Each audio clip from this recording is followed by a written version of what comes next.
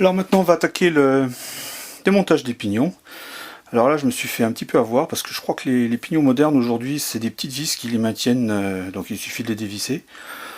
Or là a priori mauvaise surprise, ça a l'air d'être je sais pas comment ça s'appelle ces trucs là, des espèces de rivets quoi. Donc je vais devoir démonter ça. Bah je vais peut-être passer un petit coup de lime là-dessus et puis je vais l'enfoncer après avec une pointe pour le pousser. Voilà, bah, je vous retrouve quand c'est démonté. Voilà. Donc en fait, je leur ai mis un petit coup sur la tête, puis avec un clou, j'ai posé un clou sur le rivet, puis j'ai tapé dessus. C'est venu, bon, il suffit de forcer un petit peu, mais il n'y a pas une grande résistance. Et donc, j'ai retiré mes gros doigts, que vous puissiez voir quelque chose. Les pignons sont constitués comme suit. Donc un pignon, un séparateur, un pignon, un séparateur, un pignon, un séparateur, et ainsi de suite.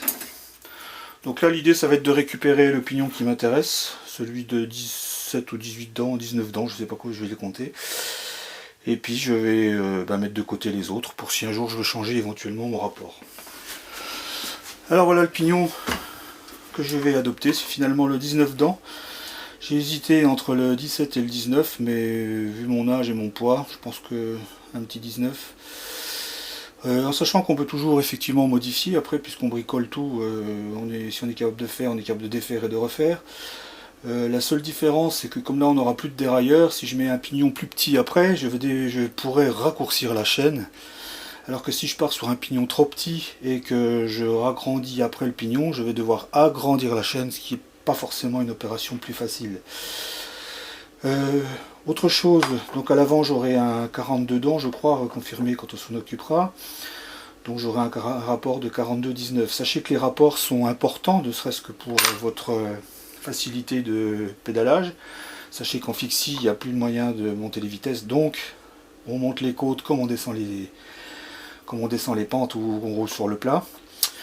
Sachez également que selon le rapport, la technique de freinage du fixie consiste à faire déraper la roue arrière, cette roue arrière, on la bloque dans une certaine position des pédales, et selon le rapport, on va faire plus ou moins de méplats sur le pneu, c'est-à-dire que certains rapports vont aller jusqu'à 8 zones de freinage, alors que d'autres en auront que 4 ou 5 ou 2. Et sachez que plus les zones sont réparties sur le pneu, plus votre pneu aura une longue vie. Donc informez-vous là-dessus, je ne vais pas vous faire le cours, mais il y a des tableaux, des abacs qui sont disponibles sur internet. Regardez bien ça avant de choisir votre rapport, donc en tenant compte de ces zones de plat, de votre force dans les jambes. Hein, au mieux, le mieux c'est d'essayer avec un autre vélo qui a des vitesses et d'essayer en fixe ce que vous arrivez à faire. Et puis également après la possibilité, en sachant que c'est peut-être plus facile de mettre un pignon plus petit que mettre un pignon plus gros du fait de la longueur de la chaîne qu'on va devoir adapter. Voilà. Alors on arrive à la partie intéressante du fixie, puisque je viens de remonter la roue sur le cadre. La roue peut tourner librement. J'ai remis le pignon.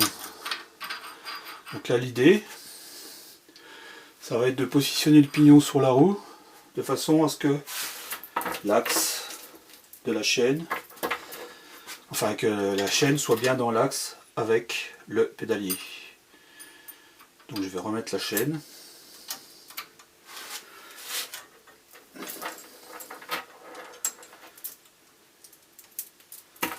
Donc là on est content d'avoir nettoyé la chaîne parce qu'on ne s'en met pas plein les doigts. Voilà, donc je mets la chaîne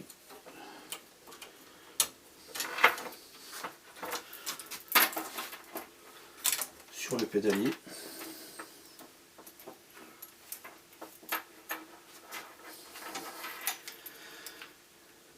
Et je vais l'accrocher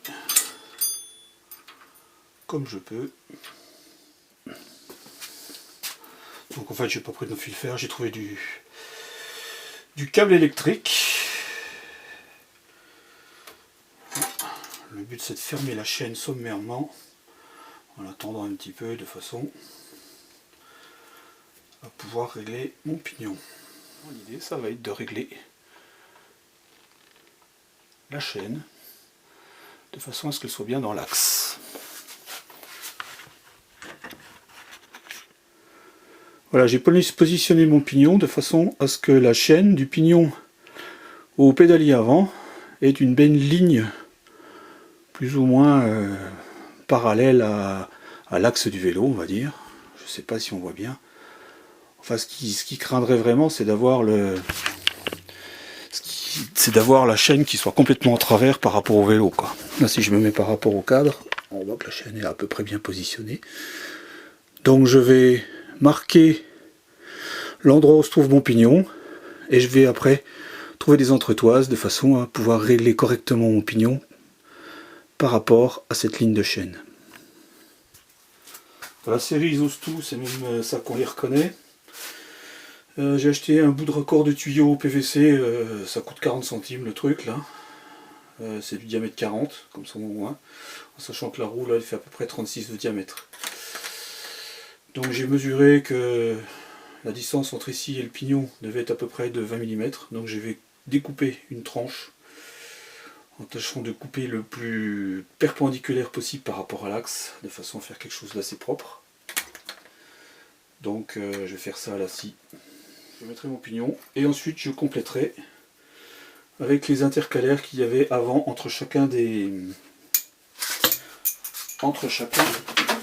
pignons.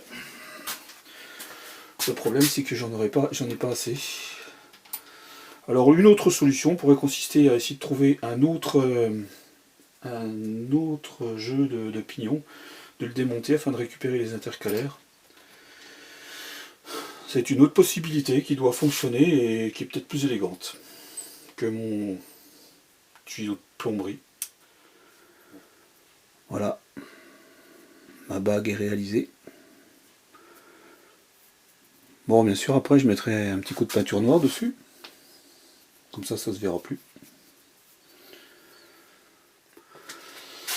Alors, après avoir tâtonné un petit peu, j'ai enfin trouvé le bon réglage. Donc je mets déjà un petit pignon tout au bout, ça c'est pour avoir bien une bonne assise sur les supports. Ensuite je mets ma bague, bon, qui flotte un peu, ça on verra plus tard. Bon, pour l'instant on va juste faire le montage, voir si ça vérifie que ça marche, fonctionne bien. On fera la finition. Je remets une autre entretoise pour refaire une surface un peu plane. Puis j'enfile mon pignon.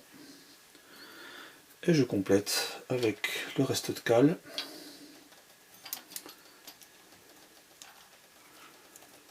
Voilà, il suffit de trouver les encoches qui vont bien. Voilà. Encore une petite cale.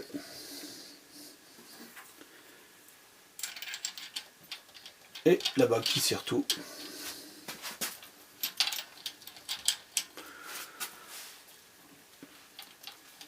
Donc dans un premier temps on va faire un montage comme ça. Et on peaufinera si besoin. Et une fois si c'est bon, eh ben, on tâchera de fixer tout ça. Quitte à coller les éléments et à les peindre. De façon à ce que ça soit un petit peu plus esthétique. Donc j'ai remis ma roue en place. L'axe va très bien. Donc maintenant je vais régler la chaîne. J'ai repéré en gros qu'il fallait que je la démonte à ce niveau là. C'est le sens de ce truc là. Donc maintenant je vais reprendre mon démonte maillon là. Petit outil qui m'avait servi au départ pour retirer la chaîne.